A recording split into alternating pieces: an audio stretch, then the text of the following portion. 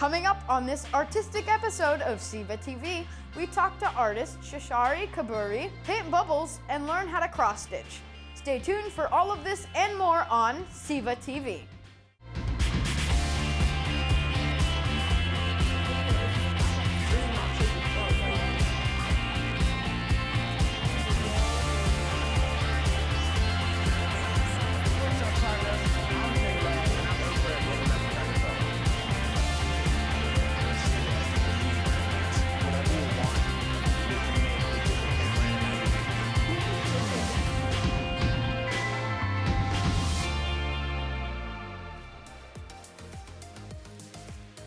Hello and welcome to SEVA TV. My name is Yusuf and I'm so excited to be your host today. Are there any great artists out there? I sure am not, but maybe Rosa from California Middle School can teach me how to get better at drawing.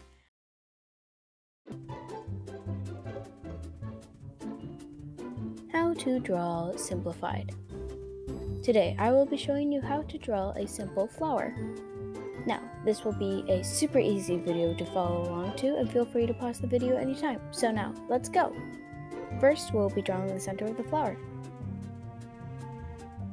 Now, we will be drawing 4 petals that stick out from the center. They should look symmetrical.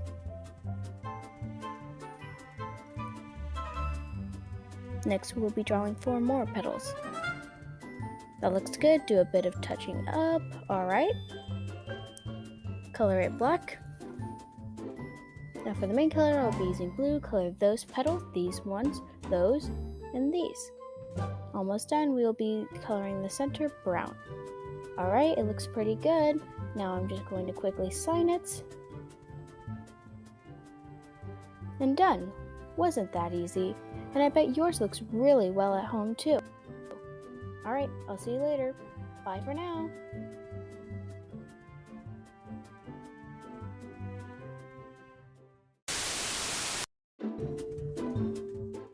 In my opinion, there is not a better feeling than popping a nice big bubble.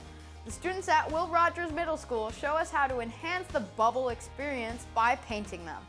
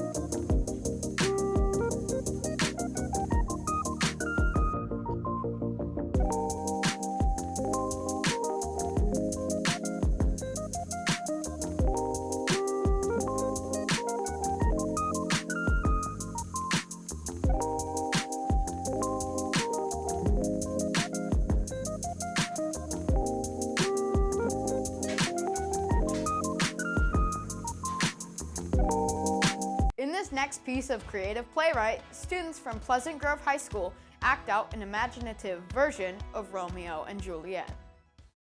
Welcome to a reading of Romeo and Juliet, a story of love, death, and mustaches.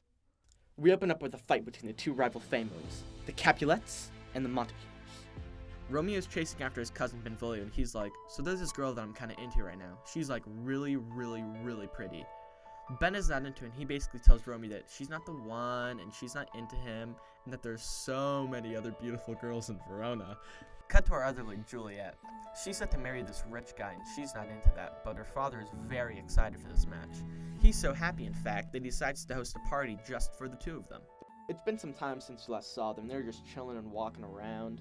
They see the Capulets are throwing a party, and Ben is like, you gotta go. You need to forget about that girl. Romeo's like, okay, fine. At the party, there's people dancing, having a good time, and whatever else rich people do at parties. The two Montagues walked in disguised as Capulets. Everyone suddenly becomes silent as all eyes are drawn to the balcony, as the magnificent Juliet of the Capulet family ascends gracefully down the stairs. Romeo and Juliet lock eyes. The two instantly fall in love. Oh.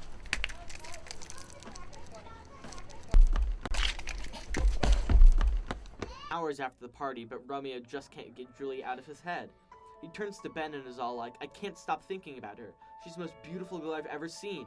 I need to go back, Benvolio. I need to go back. For love. Obviously confused, Benvolio's like, hold on. Back up. I wanted you to see other girls. I don't think you would actually listen to me. Romeo grabs Benvolio's shoulders and simply states, it's for love, Benvolio, and runs off into the distance.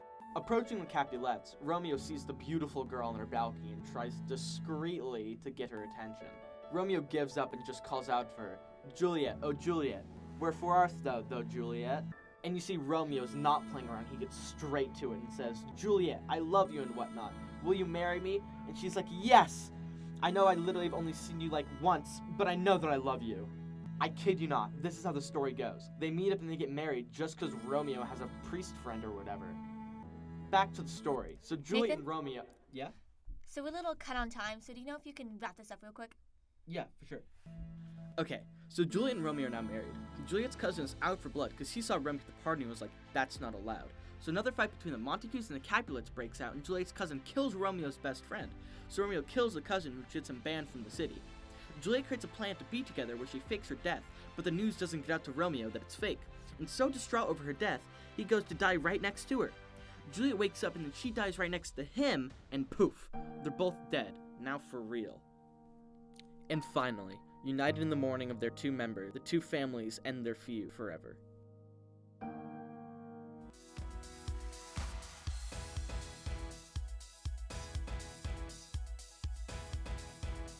Stop-motion videos are distinctively unique videos that take patience to create. Let's visit Noah from Del Campo High School to talk about his process. My name is Noah and I go to Del Campo. The name of my video is How to Stop Motion. So in my video, I start off with a stop motion clip and then I break down the steps on how to make a stop motion video. I did everything except the voice. I think my favorite part was the editing, because once I edited it all together, it all flowed really well. It's complicated to make stop motion, but it's also fun once you finish.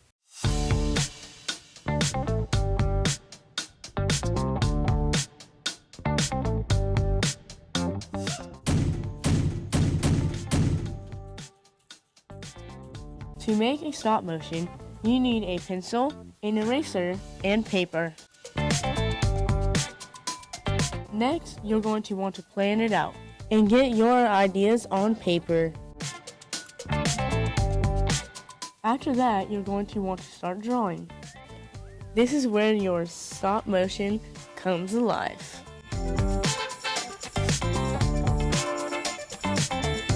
Now comes the hard part, making all the frames. In each frame, the drawing is moved little by little. Once your frames are done, you'll need to take pictures of each and every frame. Now take your frames and edit them together.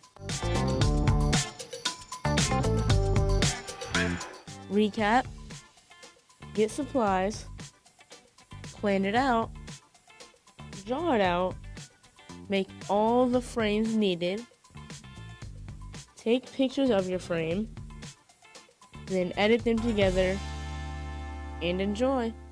Jerius from Pleasant Grove High School shares with us how to find happiness in his video, Light After Dark. Let's talk with him to find out more. My name is Jerius and I go to Pleasant Grove High School, and the name of my video is Light After Dark.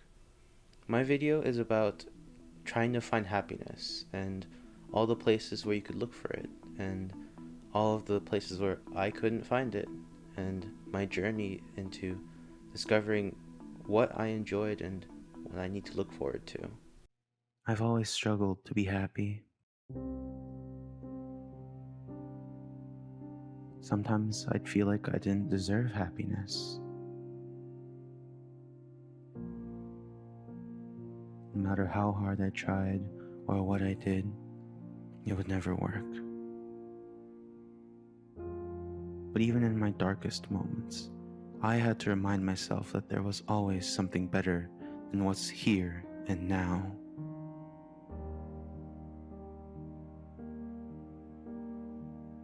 The future holds countless possibilities, and I just needed to find them. I've looked long and hard for any sources of joy, but to no avail. Not even the park playgrounds could bring back my childhood. All that's left was fading smiles and faint laughter lost to time.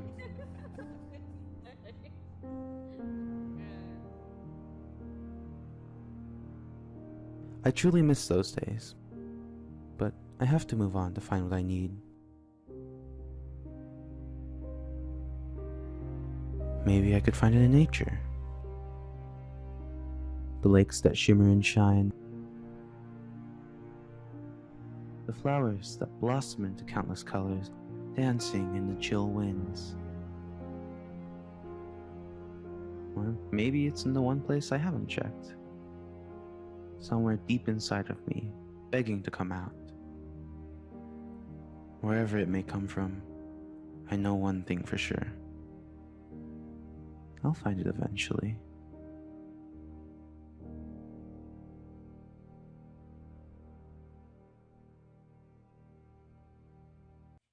Next up, we meet an artist with an inspirational story. Asif from Heron School has produced a documentary called Shashari Kiburi, Art Inspirations.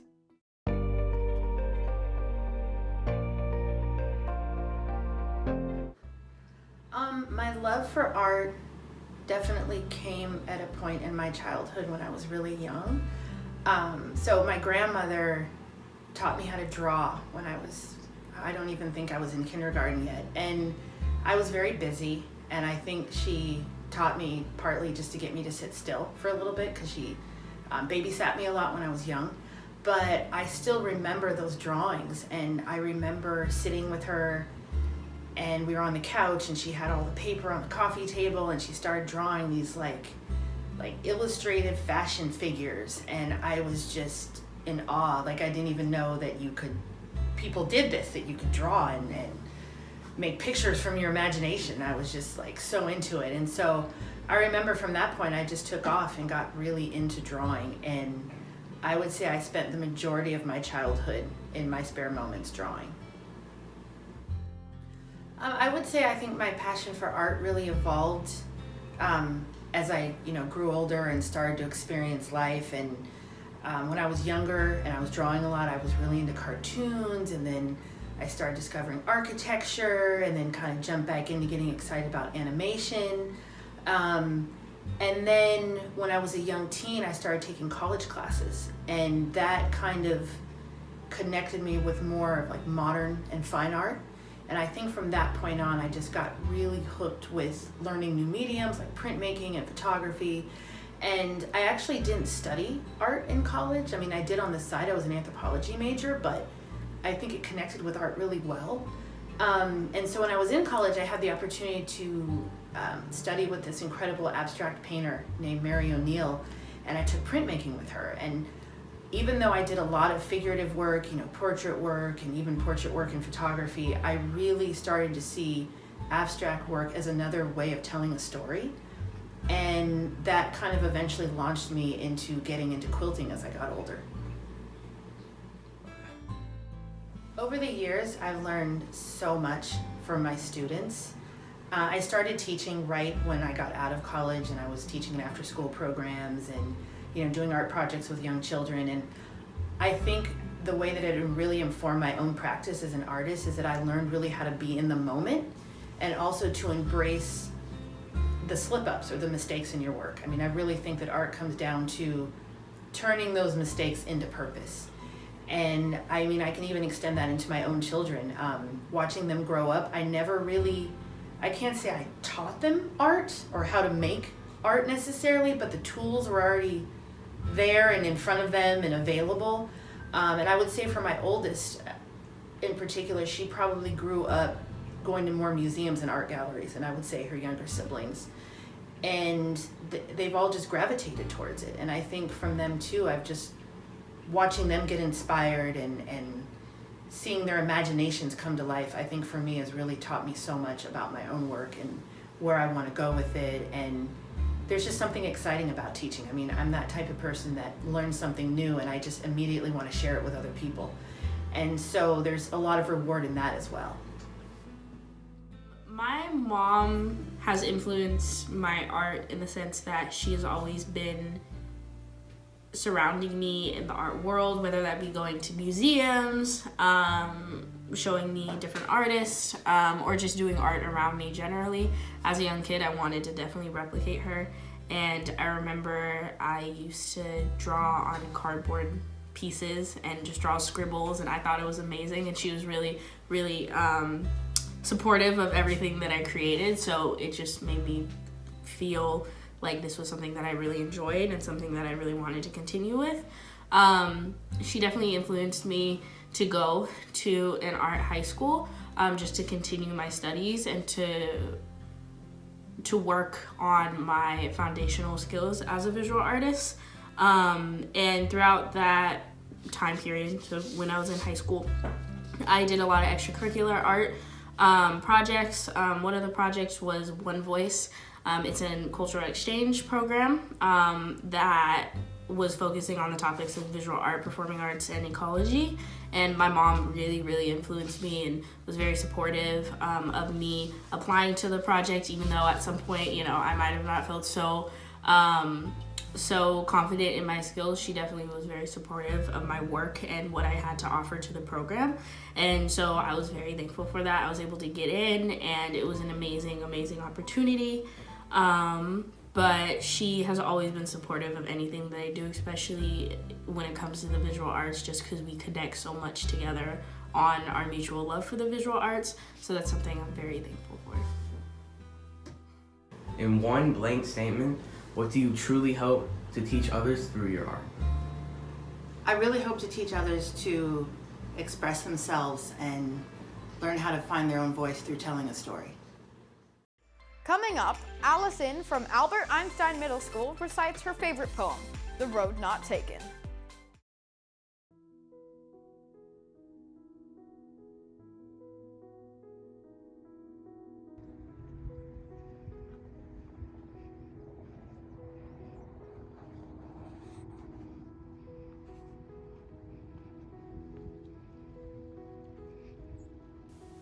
Two roads diverged in a yellow wood, and sorry I could not travel both, and be one traveler long I stood, and I looked down one as far as I could, to where it bent in the undergrowth, then took the other as just as fair, and having perhaps the better claim, because it was grassy and wanted wear, though as for that the passing there had worn them really about the same, and both that morning equally lay, and leaves no step had trodden black. Oh, I kept the first for another day, yet knowing how way leads to way, I doubted if I should ever come back. I shall be telling this with a sigh. Somewhere, ages and ages hence, two roads diverged in a wood, and I took the one less traveled by, and that has made all the difference.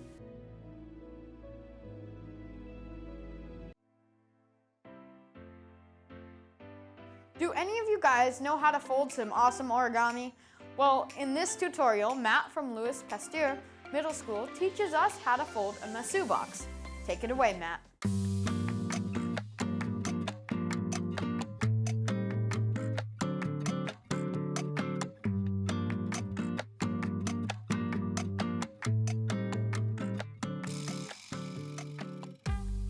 Step 1. Crease and return.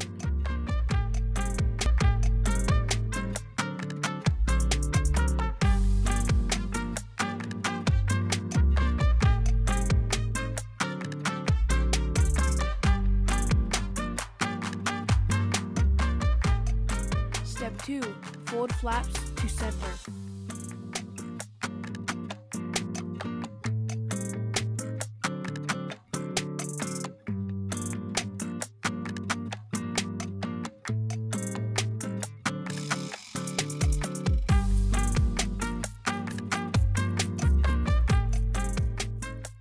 Fold sides into center and return.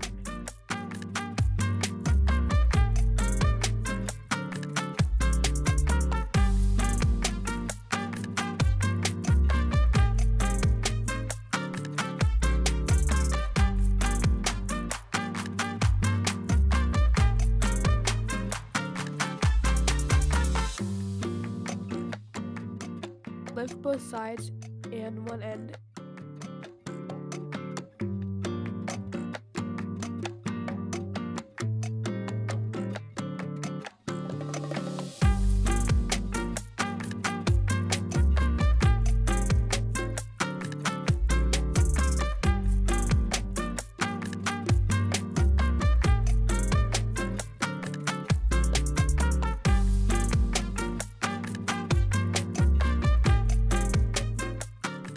Fold that flap into the center.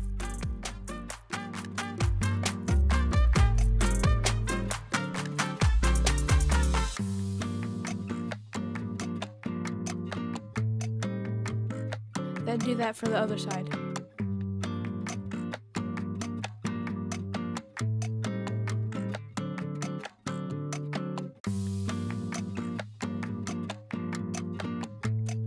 Nice, and you're done.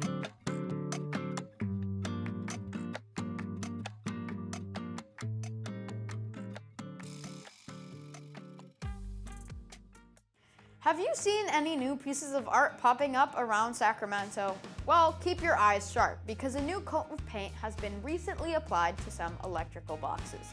Let's find out more. Hi, this is Juliet reporting from Spartan TV. I'm here at the corner of Cobblebrook and Anatolia across from Sunrise Elementary School. If you're like me, you may have noticed these beautiful boxes around town. You may be asking yourself though, what those colorful boxes are and how they got there. Well, I set out to find the answers. The city of Rancho Cordova is committed to fostering a beautiful and creative community. To help them with this mission, they put out a call to artists in August of 2020. Local artists were prompted to create artwork for approximately 20 to 25 smart utility boxes and other city signal boxes. Artists had 1 month to create and turn in their proposals. Artists had to create digital renditions of their proposed artwork. Chosen artists were offered a stipend of $750. The city wishes to support and promote local artists by placing an artist acknowledgement on each box as well as highlighting selected work on the city website. So as you're driving around our city, take a minute to admire these beautifully wrapped utility boxes and thank our local artists and the city of Rancho Cordova for making it happen. In this last video, we learned the basics of cross-stitching in a video by Emily. But first, we talked to them about the process of creating this video. My name is Emily and I go to Inderkum High School. The name of my video is Beginner's Guide to Cross-Stitching. In order to produce my video, I went through 3 main steps. I organized a list of all the steps I wanted to cover in my video, along with a list on the materials I would need not only to cross-stitch, but also to record my video. Secondly, I recorded my video, and third, lastly, I edited my video all together using Adobe Premiere Pro. Hello everyone, my name is Emily and I'm going to be teaching you how to cross-stitch. Cross-stitching is a really simple, relaxing activity that has brought me so much joy in these past few months, and I'm excited to teach you how to do it yourself. It is not that complicated if you take it step by step. Let's get right into it. I'm going to teach you how to cross-stitch with this simple heart design I created. You are going to need the following materials before we begin. pink and red embroidery floss, a 5x5 piece of 14-point DMC Ada fabric, a 4-inch embroidery hoop, a number 18 DMC needle, scissors, a pencil, liquid glue, and tweezers. Now, you are not restricted to these specific sizes and materials, but for the purpose of this tutorial, I suggest you follow along with these specific materials. Before we begin cross-stitching, we need to prepare the fabric and needle. First, place your cut fabric square on the inside part of the embroidery hoop. Second, secure the fabric by placing the outside part of the hoop down and tightening the screw until the fabric no longer moves. Next, find the middle and lightly sketch your design in the center of your fabric.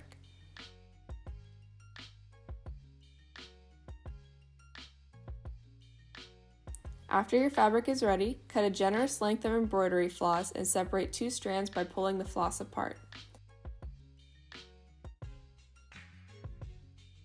Then, bring the 2 end pairs together, creating a loop which you will feed through the eye of the needle.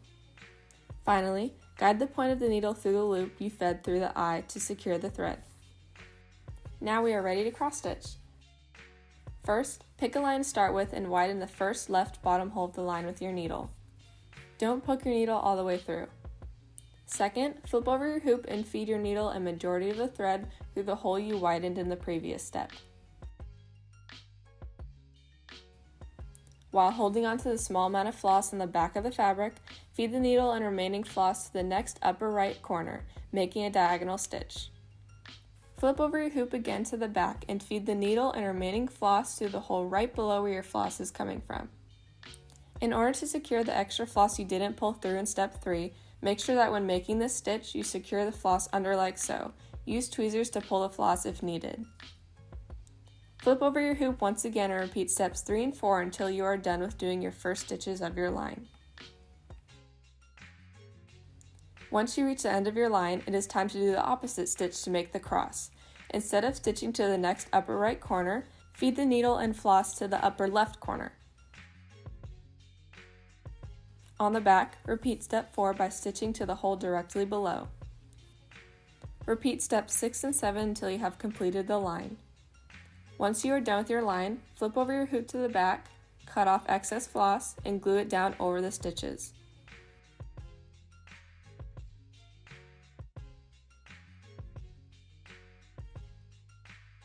Repeat preparatory steps 4 to 6 when you run out of floss or want to change your color, and repeat steps 1 through 9 until you have completed your design.